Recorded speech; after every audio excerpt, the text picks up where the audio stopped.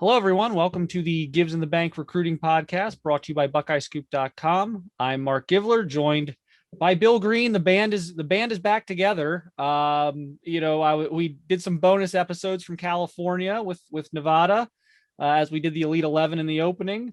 But we have the original band together here for the podcast. We're going to play the hits today, I think.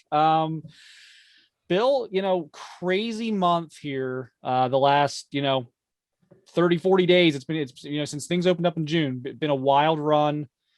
First of all, just as we reflect on this, where does the last 30 to 40 days rank for you, I guess, in terms of the wow factor or the crazy factor of, just, it's been such a grind to cover, but it's been exciting. How does this compare maybe to some of the crazier time periods that you can remember? Yeah, I've never seen anything like it. I've been doing this like 20 years now. And to have everything sort of compacted into a 4-week period with the camps and the official visits happening, at the same time or right after, a couple of days after, was just, I've never seen anything like it. And then, these private workouts, we've never seen these. They've never been legal before. So we've never seen them before. And we had all of that compressed into a short little window. And then Ohio State took a different approach.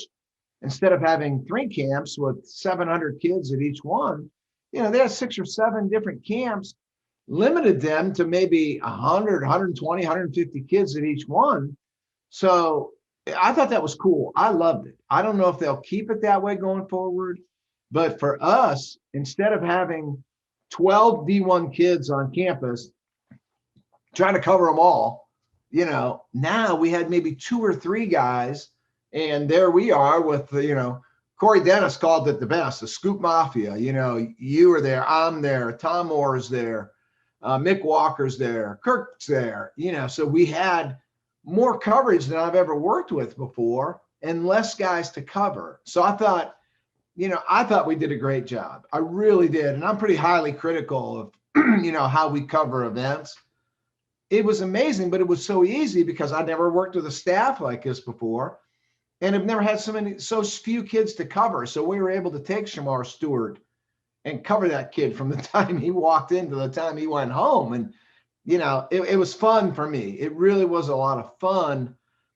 It was hectic, but it was a different kind of hectic. I don't know. I really enjoyed it. And maybe it was the fact of not feeling like I had to carry the whole site like I did when I was at Scout, and I would cover a camp. I'd be the only guy there from Scout. And I felt like, you just feel like you have the weight of the world on your shoulders. And I'm sure you felt that way at Rivals.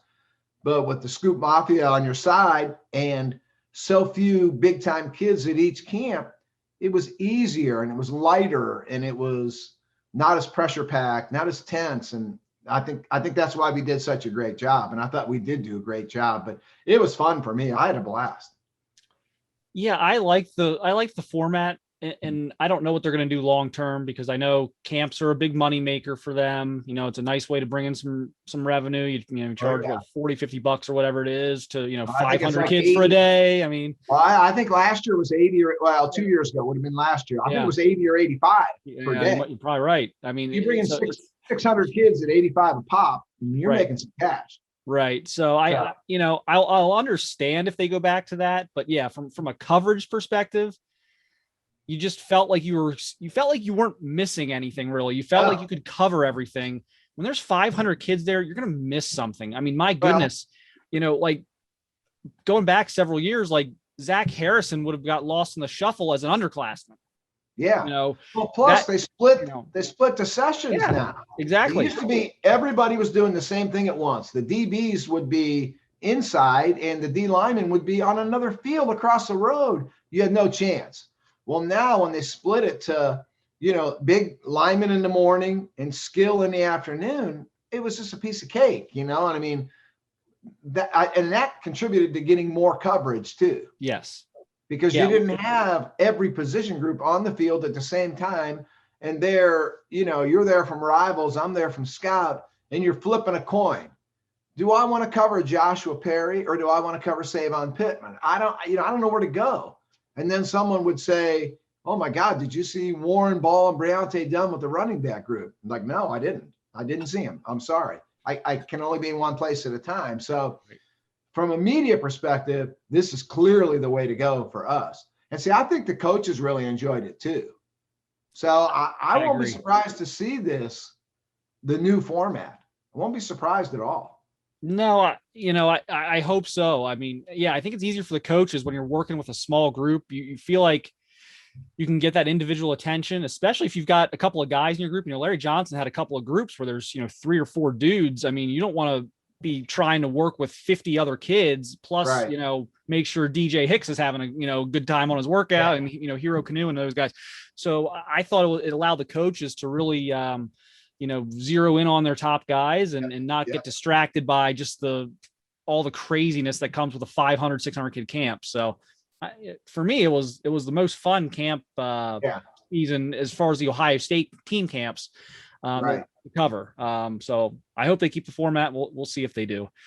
So a lot happening recruiting wise. A lot of visits have been made, and some commitments have happened, and some guys are still maybe trending towards committing soon.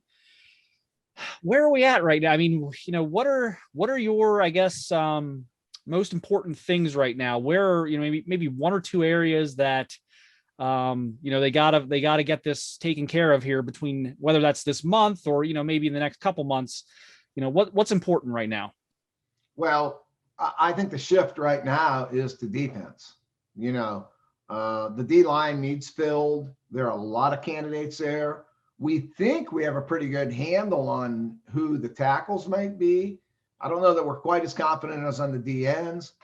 Linebacker, I'm just not sure. Is Gabe Powers a linebacker? Is he a D end in their eyes? That means a lot. Then you've got that DB room that looks like it's pretty well filled, but is that the way? Are all those guys going to sign with Ohio State? All those corners. And then you've got the safeties. So I think the primary focus right now is totally on defense, except for that one area on offense that usually does kind of create some a lot of hoopla and a lot of hype, and that's O-line. Picked up a commitment last week. I put that out there day before that I felt George Fitzpatrick was going to be in the class based off him calling non-Ohio State schools and telling them they were out and telling them where he was going. So O-line, D-line, and then that DB situation, how the heck does that shake out? That's where I'm going to be focusing going forward. Well, let's start with the DBs.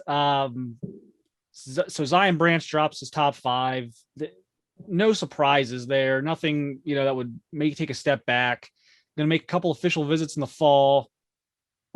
I know you've kind of had him as a guy you think is probably going to be in the class. I've had Ohio State in the driver's seat coming out of that official visit at the beginning of June, which I'm actually surprised I got to that point. I wasn't actually expecting to get to that point with Zion Branch. I wasn't either. But now that we know, I mean, we seem to think this could go 4 or 5 more months.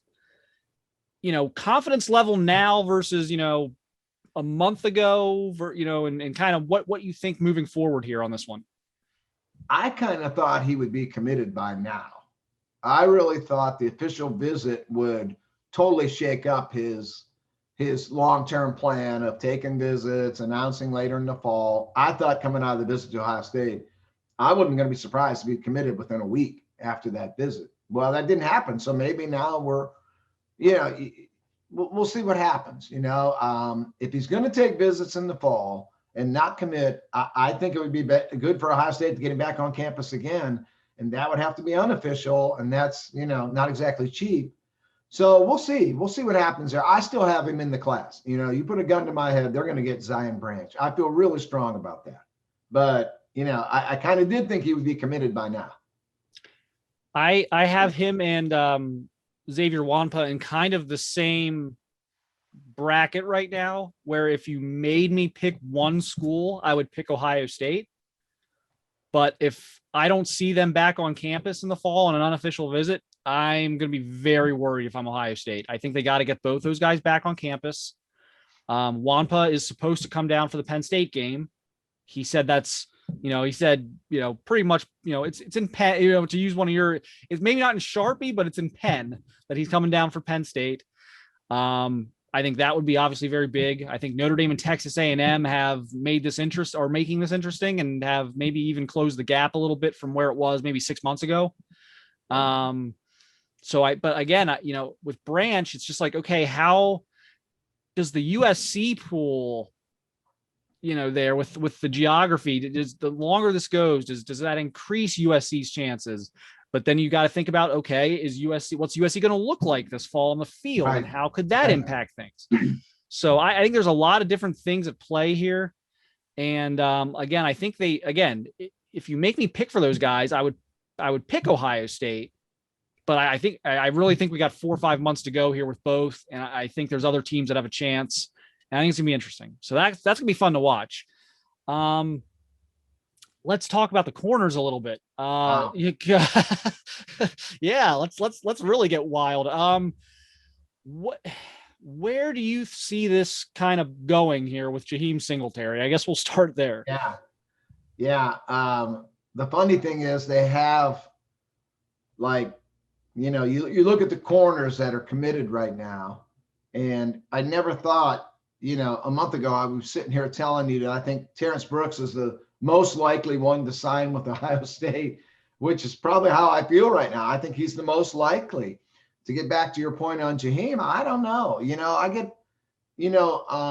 I know you and Alex and, Mick, you guys get a lot of info, from the Ohio State side of things, and I do too. But I get a lot of information from all my years in this business from other schools. There's probably not a school in America that I don't have somebody on that staff that I know or knows somebody on that staff. And I can tell you right now, Georgia's confident. They think they can flip him. Miami is confident that they're kind of putting together some things there that they feel they have a shot. And the outlier on this is Florida. Florida might be the most confident of all the schools that they think they can get him. And they were the favorite at one point to get him, and they've never gone away for him. They didn't get mad when he committed to Ohio State. They just stayed right there. So we'll see. We'll see what happens there. And this is, man, I followed these Florida recruitments for 20 years now, and this guy he fits the bill. I mean, this is a total Florida recruitment here. So he could, this could go on a long way, just the way it is right now. He's not talking to the media. He's kind of got a thing against the media. So, this could go along the way we're looking at it right now, and then he could sign with Auburn.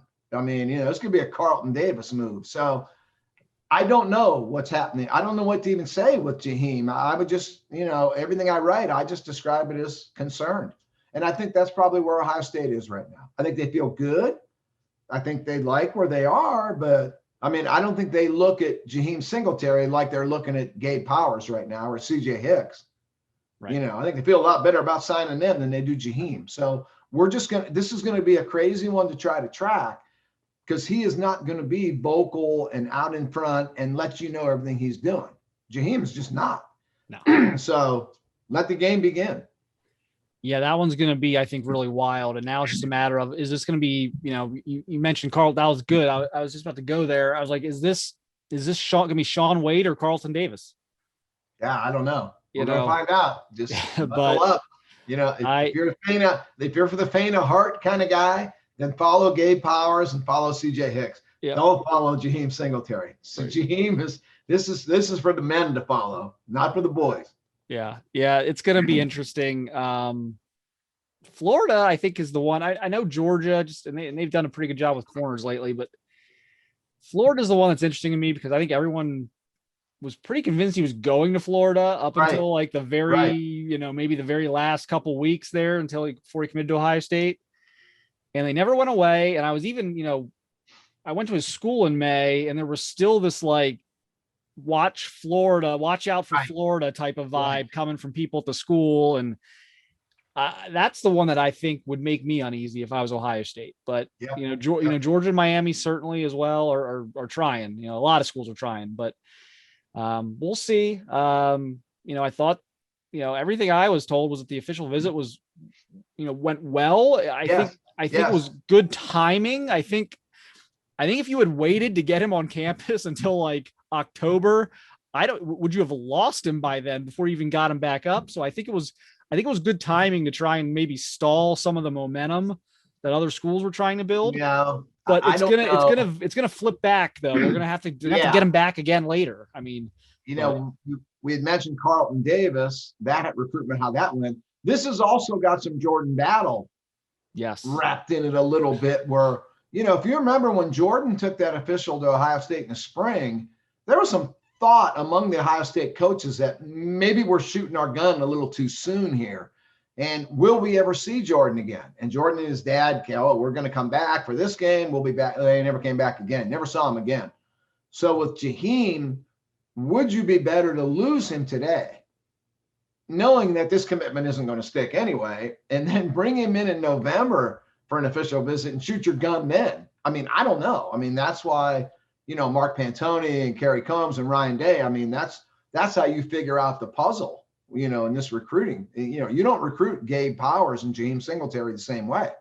So we're going to see. This is going to be a fun one for me to follow. It might not be fun for fans, but the Jaheim Singletary thing, and it's going to be very, very hard to get info on too. So anybody that can get info on this one, you're going to take center stage. This is going to be a tough one. Yeah. To your Jordan Battle point, I think it's gonna be harder this time around for schools to convince Jaheim Singletary that Ryan Day is on his deathbed. Yeah, that's true. That's true. That was a big part of the pitch there on Jordan Battle. That Urban Meyer was not only retiring, which was correct actually, but that he was actually his life may be in danger. So that was fun. Maybe Jordan might be able to play for Urban in Jacksonville someday. Yeah, there we go. So he might catch Urban on that side. There we go. All right. So back to the corners, then you almost got to look at Ryan Turner. Yeah. And what's going on there. Like I say, when we were one of the camp days when all the South Florida Express kids were up there, one of those kids kind of let it slip that Ryan and his parents were visiting Florida. I don't think that's ever been confirmed by anybody, but I think it took place.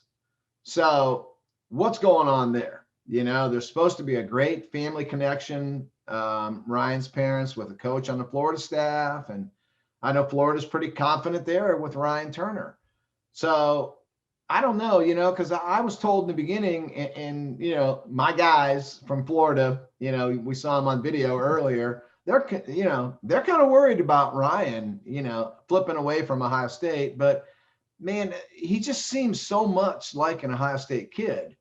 So I don't know. I don't know what to think there, really. What is Ryan Turner going to do? Yeah. So, and I don't know. Again, he's in that boat like Jaheim, where we're just kind of going to have to wait and see what happens there.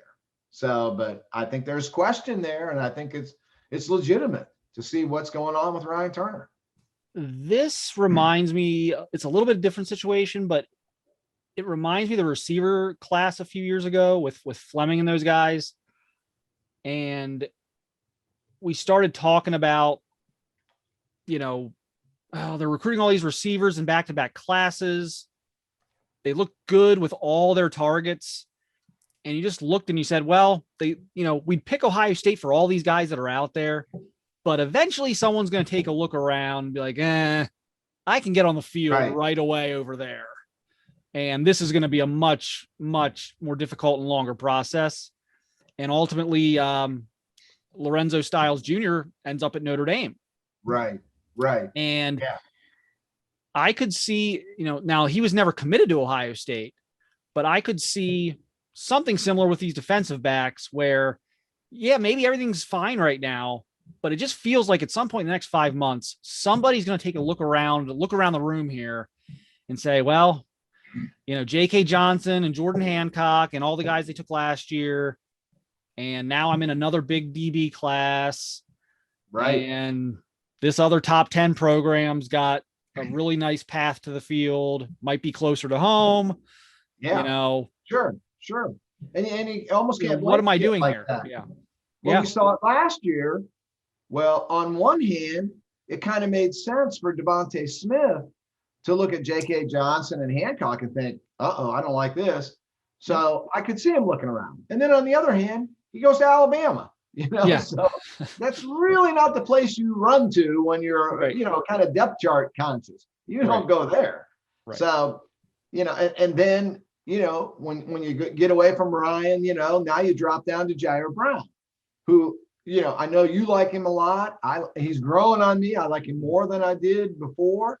But, Jair was kind of depth chart conscious, 4 or 5 months ago with Ryan Turner and Singletary. Now we've added Brooks onto his plate with Kye Stokes, who I know, they're telling these kids that Kye Stokes is a safety, but my guys in Florida tell me he could be slot corner, outside corner, or safety. Does Jair Brown look at that like, man, I don't know about this? Marcus Freeman and Mike Mickens are sure painting a nice picture at Notre Dame for me. So and you almost couldn't blame the kid. So we'll see. Now Jair's saying all the right things, and they just stuck another cornerback right in his face with Terrence Brooks. So you got to see what happens there. My guess is that Singletary, Brooks, Turner, and Brown will not all 4 sign with Ohio State, but I could be 1,000% wrong there.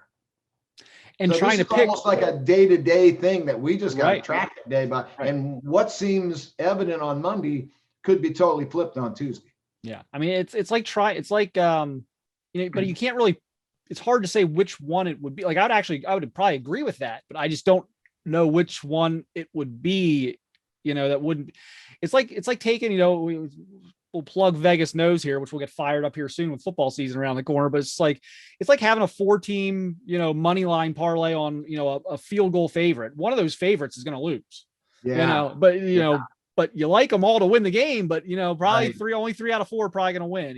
It's kind of the same thing here with the corners. I think one of them, I don't know which. I actually think they've made some progress with Jair in the last month or so. I thought the visit went very well. They've stuck by him through some very difficult stuff, which I think has made them closer. So I think they've got some things working in their favor now, that as far as the relationships there that have gotten even stronger and just everything else. I think that has moved in their direction. But we'll see what happens now. We've said all this. Damani Jackson. What if Damani Jackson, who we all knew was going to take official visits, we told everyone before he even committed to USC, don't even worry about this first commitment. There's 5 officials coming. Don't worry about it. I was never big on their chances with him. I'm still not at all. I'm probably even less so now than I was before he committed to USC. But what happens when he tries to set up the official for, the Oregon game or the Penn State game? What do you do if you're Ohio State? Do you let him? Do you have him come in? You have to. I mean, all they got to do is pop that tape into the Alabama game from last year, and that will make it pretty clear that if you can get Damani Jackson, you bring him in. And whoever gets mad about that, well, you're going to have to get mad, because you can't turn that kid down. I mean, you got to play his game.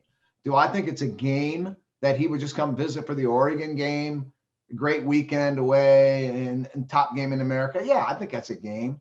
But I'm one of those guys that almost is, I don't know what the right word is. It's not intimidated, but it's impacted by the Ohio State official visit experience. I've been around too long. Ever since Urban walked in that door, like, I'm totally sold on, if Ohio State can get him on campus for 48 hours, these kids think they're coming to Ames, Iowa, or somewhere up in, I don't know, Kansas. And then you get them on campus and they see the Ohio State campus and they're blown away.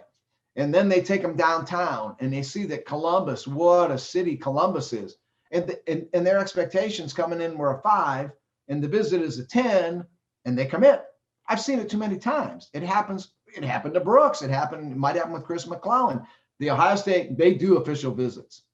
They do them so well, as good as anyone in America. So if Damani wants to come and coming in, you think he's playing a game, but I can have 48 hours with him, I'm going to do that. And there's a chance they can get him. Their official visit, the experience, they're so good at it that they can get Damani, even if he's flying into town just to watch a football game and have a good time. He may fly out of town thinking, this is the place for me. I give it such a low percentage chance. I'm torn on this. I do too.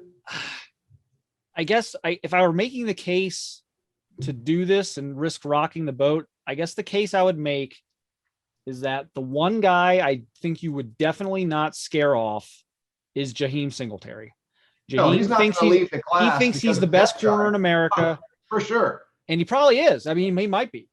Yeah.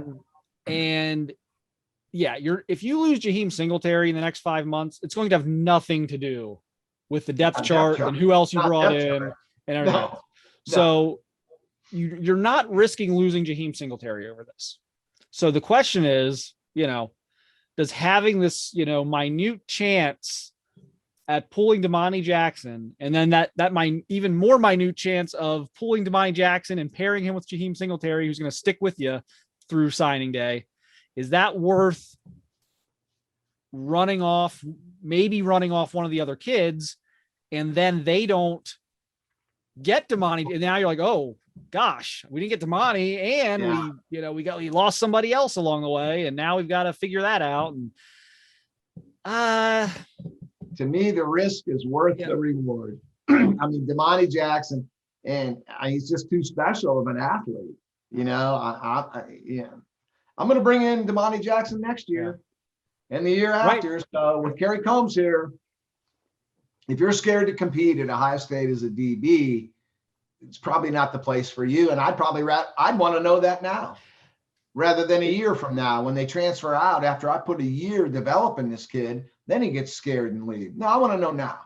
No, I'm bringing Damani Jackson in. And if he wants to bring Will Johnson with him for fun, I'm bringing him in too. So no, this is Ohio State. You're trying to beat Alabama. You're trying to beat Clemson.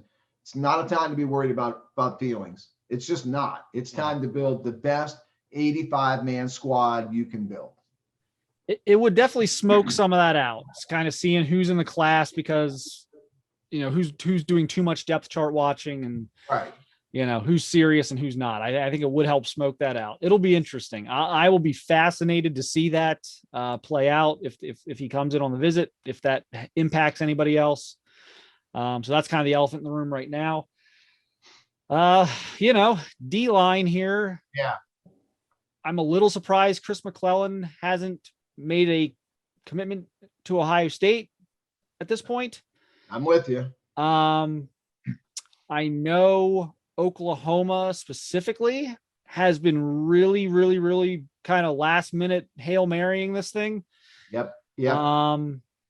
I also know Chris is trying to get some summer coursework in, and I think that's been distracting him as well. I'm rolling with my Ohio State pick there still. I think it's going to happen. It's taken, it's at this point, I think we're only maybe a few days past when I thought this would be done by. So we're not we're not several weeks beyond when I thought this would happen yet. But we're a few days past maybe when I thought this would happen. Bill, any change in your stance there or kind of where you see that? Yeah, I think he's coming to Ohio State too. I feel the same way you do. And I do think Oklahoma's the one trying to, turn the tables here. Florida felt very good where they stood with Chris McClellan, and they really felt like they had to just get through the Ohio State visit, but they thought they were getting him. Well, when that Ohio State visit ended, all of a sudden Florida thinks they're out. So that's kind of what fueled my thought that he was coming to Ohio State, was the fact that Florida, went from thinking we got him to thinking we're out. So I still think Ohio State's going to get Chris McClellan. I really did. And I didn't really think it would be, I wasn't in the same boat as I was with Branch, where I thought Branch was going to pop for sure. And I do think McClellan, he could pop before this episode gets posted. That won't shock me. Right. So I think they're getting Chris McClellan. Not much new there. D tackle recruiting. Caden Curry still, very, very much in play. Yep. We'll make official visits in the fall. Hero Canoe, I think we both agree, still very much probably Ohio State in the driver's seat there with an official coming for, I think, Penn State weekend. D end is a little interesting right now. Amari Abor, I am not changing my pick at this point. That being said, Alabama continuing to push, getting the official late. the thing that I've been told to kind of be concerned about there, if you're Ohio State, is, Nick Saban's kind of taken this one on personally the last month or two. That's tightened this one up a little bit, but I'm not moving off the Abor pick yet. Obviously, if I do, I'll let people know. I will not keep that a secret if I hear something that, Ohio State certainly doesn't feel they've lost him. I can put that out there. There's no panic on that end yet. They know they're going against Alabama for, a 5-star defensive end. So they know it's going to be a fight. And then you've got Eni White and Kenyatta Jackson. I mean, how do you kind of sift through this, Bill? What do you have on the DN situation right now? Yeah, I still have Abor in the class, but I've moved him from, pen to pencil. But, gun to my head, if I have to make a pick today on where's Amari Abor going to college, I'm taking Ohio State. With Eni White, I know things are kind of sounding and trending toward Ohio State. I need to see more. I'd like to see him come back to campus one more time. It's not that far for him. Wouldn't be that big a deal. I'd like to see him back for a game before and I think he's going to decide late. I know we keep hearing dates and close, and I'm not buying it. And if he commits tomorrow to someone, I wouldn't think that would be the end for him either. But, I know they'd love to have him. I think they're in better shape than they thought they were going to be maybe, a couple months ago. I think they're in it, kind of, I guess the way I would put it. Kenyatta Jackson, I don't know. I don't know. I think they're in that one. And I think they can win that one. And, would they take him today? If he called today and committed, would they take him? I think they would. They probably would. Yeah, they probably would. And then again, how do they view Gabe Powers?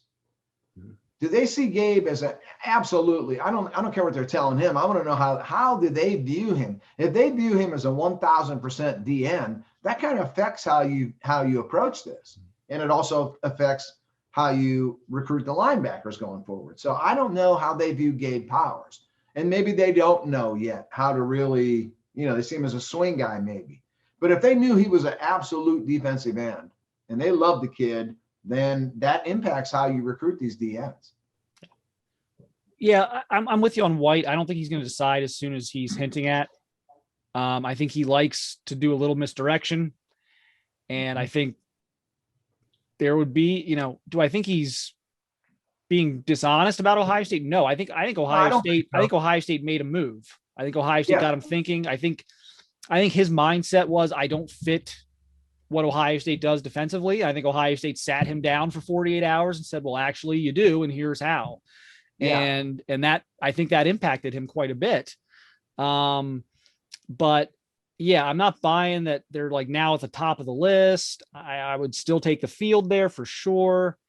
And yeah, I think this is one of those where you don't want him to decide right now. I think if you're Ohio State, you want to let this go. I think you want to play this out into November, December, and do the unofficial for Penn State or Oregon or whatever it might be. And do the in-home visit with Larry Johnson and Ryan Day, and they can come to the house and sit down and kind of reiterate everything. And I think that is the path for Ohio State on that one. And I think they would wait for him. We haven't talked about him as much as like being in this class as some of these other guys, because I just don't think we thought the chances were as good.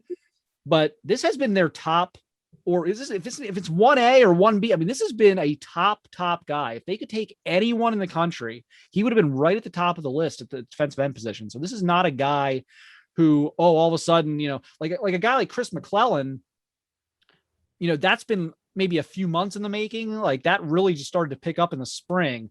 I mean, White has been a guy for them for almost 2 years now. Yeah. So this is a guy they love. I think they would wait for him. Kenyatta, I think, is Ohio State, Oklahoma right now, if I had to guess. But, I think the two things we can't predict, I think Kenyatta is the toughest to predict because we don't know what Ryan Turner is going to do yet. We think he's going to stick with Ohio State, but we're not positive of that. And that could impact Kenyatta. For example, if Ryan Turner's not at Ohio State, I don't know that Ohio State can get Kenyatta Jackson. I'm just not sure that would be, I think that would be a tough one. There's also the depth chart. I think Kenyatta is really looking at depth charts, maybe more so than some of these other guys. if they get Amari or if they get an Eni White or whatever, is that going to throw things off for them with Kenyatta Jackson? But I also think Kenyatta's going to want to get this over with before the season starts. But, who knows? I mean, Florida, you can change your mind on this stuff all the time. So I think he's the wild card. I think, like I said, I think Ohio State's in the top two. I just don't, there are things that still have to play out that I think will affect his decision that I'm just not sure that we can know yet. Yeah, I'm the last guy that's part of these package deals and kids going to the same school together. And I just don't buy all that. I think everybody's got to do what's best for them. And yeah, you're my friend. We played together for the last 4 years in high school, but I'm not going somewhere where the scheme doesn't fit me. I don't like the position coach, and the head coach doesn't really appeal to my parents, but this is my friend. I have to play with him. I don't believe in that. But in this case, man, everybody seems to think that Ryan Turner and Kenyatta Jackson are going to play at the same college. I mean, everybody seems to think that. So that's where Florida thinks that they're like an outside player here for Kenyatta. And they would take him. They want Kenyatta Jackson, and they kind of feel like they're on the outside looking in, but they think if they can flip Ryan Turner and tell Ryan Turner, why go to Ohio State? You're going to compete against all those future NFL #1 draft picks. We have a need here. Come in here. And oh, by the way, we'll take your buddy too. We'd love to have him. So, there's a lot of moving parts right now. And Kenyatta is kind of tied in with Ryan Turner. And I've never been a guy that believes in those package deal thing, but everybody's telling me that this is as close to these two guys want to play in college together. They talked about it forever, and people think it's real. College coaches think it's real. So another interesting sidelight to follow here. So just about the time you think, wow, the class is 70% filled, and the drama is still right in front of us. The layups are over, but the contested 3-pointers with a hand in your face, those are still coming. And, with the package deal thing, I think that's how Ohio State has to win this. I could see Turner, like if Turner, let's say Turner would flip to Florida, I could see Jackson ending up at Florida, or I could see Jackson going to Oklahoma. But I don't know that they can get Jackson without Turner. I don't know that Ohio State can do that. Yeah. I think there's maybe other schools that could get Kenyatta without Turner. Maybe Alabama, maybe Oklahoma. But I'm not convinced Ohio State. I think they need the Ryan Turner angle to push that over the top, get them across the goal line, so to speak. But we'll see how it plays out. Yeah, long way to go. Long way to go. We're just in early July. This is when, like I said, Nick Saban starts recruiting in October, so it's like we're down. We're not even in the stretch run yet. Real quick, because we've really talked a lot about the defense here. Offensive line, what are we doing here? Like, George Fitzpatrick, who I like and I think I like him the most because we know he's a pure tackle. Yes. We don't have to sit here and be like, oh, is he a guard? Is he a center? Is he a tackle? We don't have to play that game. We know George Fitzpatrick is a tackle. So that's one. They need at least one more. Yes. But my goodness, again, as we said before, even Fitzpatrick committed, how this is going to finish is really anyone's guess. I don't think Ohio State has a great read on it either. I think they know they're in the game with, maybe a handful of guys. Yeah. Which two it might be now that could fill this thing out. I don't know. I mean, where do you stand on that right now? Well, I think they're going to take 4, and I think they need to take 4. Would they stretch to 5? They may have to. Let's assume that they're getting Cam Dewberry soon, which I think they are, and I think you feel the same way, correct?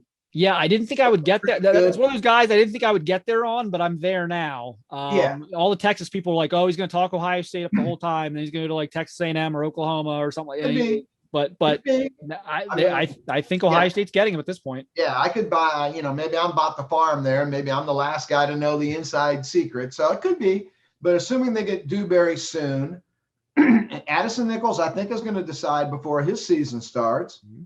And assuming you get Addison Nichols, then, I don't think you call it a day right there at 4. I just don't think you do. I think you'd probably like to stay at 4. I don't think they go get Ryan Baer at that point. I don't think they go get Carter Smith at that point to complete the 5. But if Ernest Greene, who's not going to decide till late, it's going to take a later official visit. If you're sitting there with your 4 with Dewberry and Nichols, you're not going to tell Ernest Greene no. You're just not. You're going to find a way to take 5.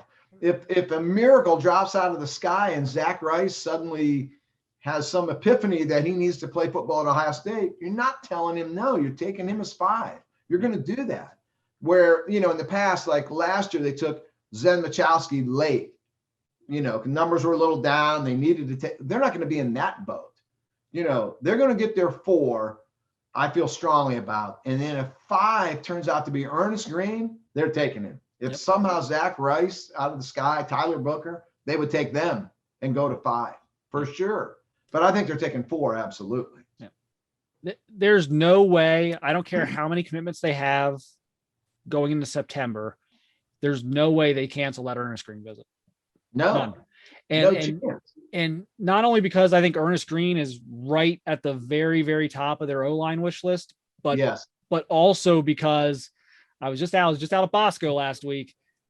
The plan right now is to fly a bunch of those underclassmen in that weekend for the Oregon game on unofficials.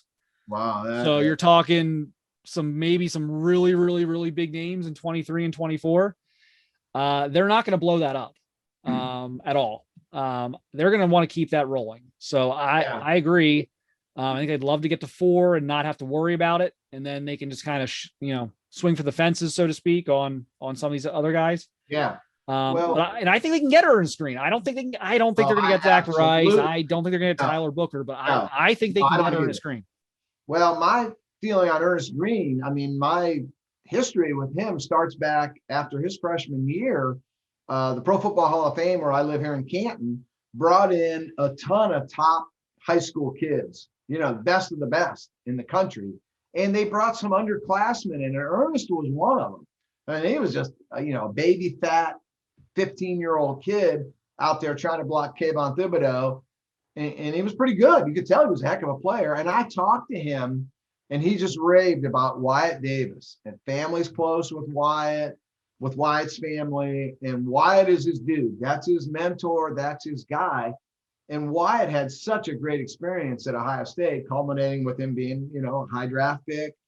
Ernest has been on my radar ever since that day, just because of hearing him talk about Ohio State and how his family viewed Ohio State. And then, we saw something happen during the camp season when he shows up on his own dime to work out for the staff. He didn't have to do that. He has an official visit to Ohio State in his back pocket that is fully paid for.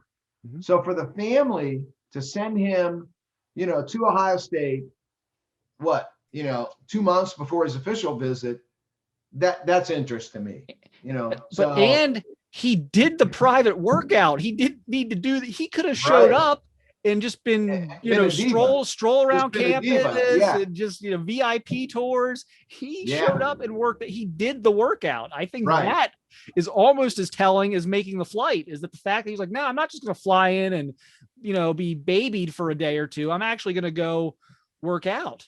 Yeah. And so I thought that was telling, because he didn't need to do that. To me, he wants to be in the class. And to me, they want him in the class. So I see this marriage occurring real soon after his official visit. I have him in the class with permanent marker, whatever you want to call it. I've got him in. And to me, he's going to end up being the 5 guy. Yeah. The 4 for sure, depending on what Addison Nichols might decide to do. So, a lot of moving parts again with O-line. I think Dewberry will be the next one to, kind of domino to fall. Yeah, the next domino that kind of will signal where this class is going. If he pulls a shocker and commits to A&M, then you reset the board totally. Right. But if he commits to Ohio State, then I think everything kind of falls into place. And then we turn our attention to Nichols and then Greene. And again, we got to throw Emil Wagner. I think Notre Dame. I think he's trending Notre away. Dame's got momentum right now. There's no question. I think Emil's trending away from Ohio State. I really do. I'm not saying they can't get him, and if Dewberry goes to A&M and maybe Addison Nichols goes to Tennessee, then Emil Wagner becomes pretty darn important to this class. So I think he's right there. I think he could call right now and commit to Ohio State. I think they would take it. Yep.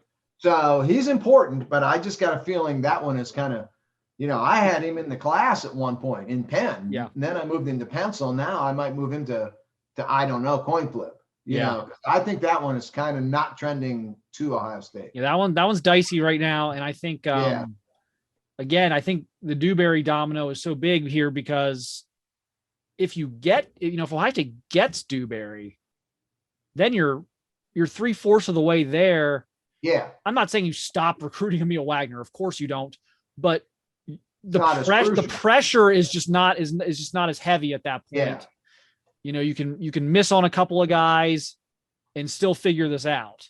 Yeah. And then there's Billy Strouth. I mean, Billy Strouth, I know there's a lot out there. I still kind of have to see it to believe it that he's not going to go to Wisconsin. But my gosh, there's a lot of good sources and a lot of smart people out there who think Ohio State's got a real chance. I don't.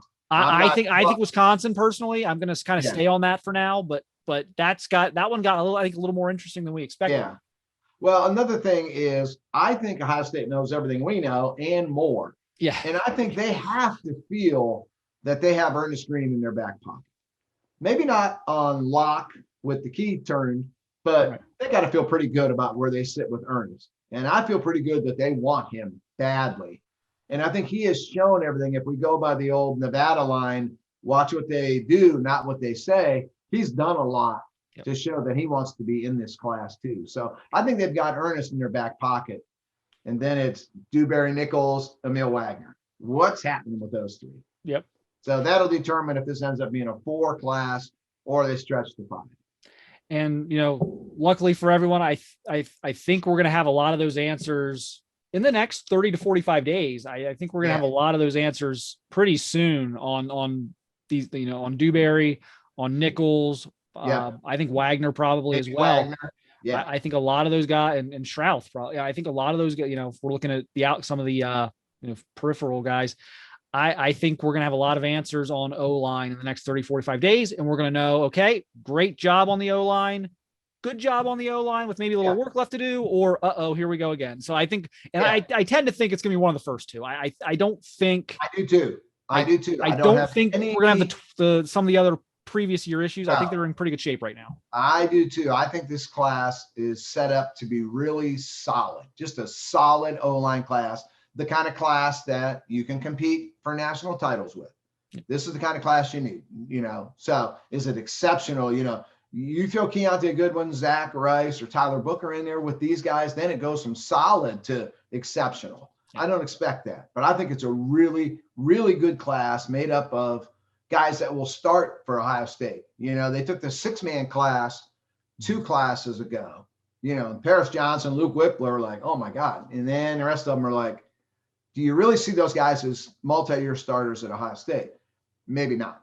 But this class, you start looking at these guys and you can see them as 2-year starters at Ohio State that play in playoff games. Yeah. I think they've avoided the low-hanging fruit so far. Yeah. They've avoided the low-hanging fruit.